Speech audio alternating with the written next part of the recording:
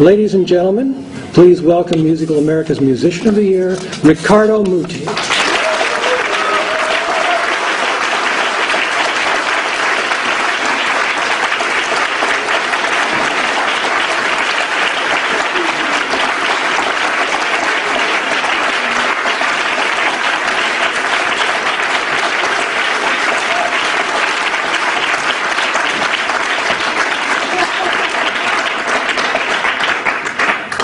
Thank you for your wonderful words. It's very difficult for me to say something because everybody before me was so full of humor and spoke a beautiful, beautiful English with different accents, of course. Thank you, Maestro. I'm always nice to singers, you know. It's my specialty. But I was thinking, you know, tonight the awards were received by very distinguished, wonderful artists, and I was thinking, a composer with writing music. So, the maestro spoke about fantasy, but in the end it's concrete, because the notes exist on the paper. So he does something concrete. Then a fantastic violinist, he plays the violin, he produces the sound. A wonderful singer produces the sound singing. A wonderful pianist that plays the keyboard. So I was thinking, what really I do?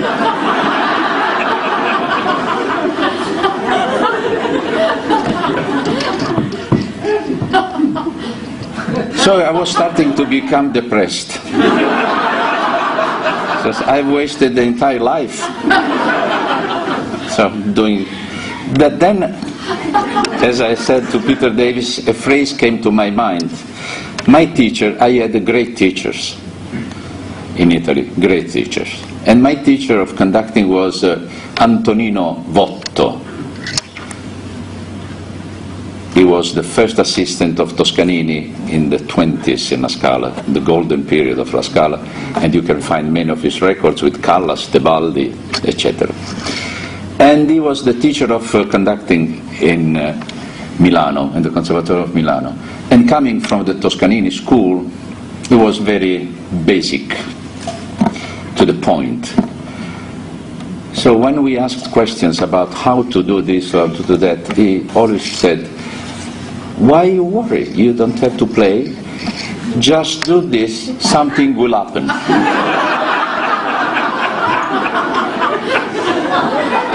In fact, a few weeks ago, I had a conversation with a policeman. Conversation, not. So we were speaking about how life is difficult today, you know, the crisis, this and that. And he said, you know, I have 1,200 euros per month. I have several children, this and that. I said, don't worry. If you want to change your life, and I want to help you, you know, I want to help you because you are such a nice guy. You come to my house, and in 3 minutes, I will teach you how to conduct the Unfinished Symphony of Schubert. He said, what is that? I said, it's not important, what is that? That's not important. He said, and you will earn in one evening more than you earn in a year. So I said, how is that? I said, it's, you know, the first movement is in 3. That means 1, 2. Don't forget to move the arm on the right part of the top. 1, 2, 3. And so you will see, if you do this, they will start.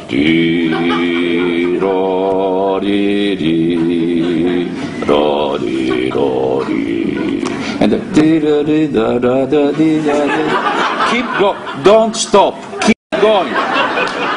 Then when the orchestra stops, that means that the first movement is over. then in that moment, what you do? In that moment, you know, the public, you know, sometimes we hear some delicate cough in the intervals, in the pause, you know. So ends pianissimo, and the first movement finissimo. Then you stop. In that moment, you try to look very inspired. You know, don't look at the orchestra, because you can meet some eyes that are looking at you in a very strange way. So just look in the sky. You know, and sometimes the audience is very affected by this. You know, says, what you see? He's dreaming about certain, and you look. Then when you see that the players are ready, because they put their instruments ready, then you put your hands and do exactly what you did before. Don't forget to move the second. And so it will be plum, plum, plum, tim. It starts the second movement of the symphony. Fortunately, it's only two movements. When they stop, you stop. Then you turn, you take your applause, and then you take the check and you sing. And this is what is about conducting. So that's it. But also, in the same time, a phrase of Vittorio Gui.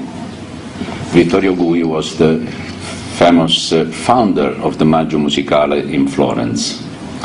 It was a sort of the same period of Toscanini. Actually, they were enemies. And bravo who? Toscanini or Gui? So he said to me when he was 90 years old and I was 27 years old, he said to me, Muti, what a pity to be near to death just now that I was learning how to conduct.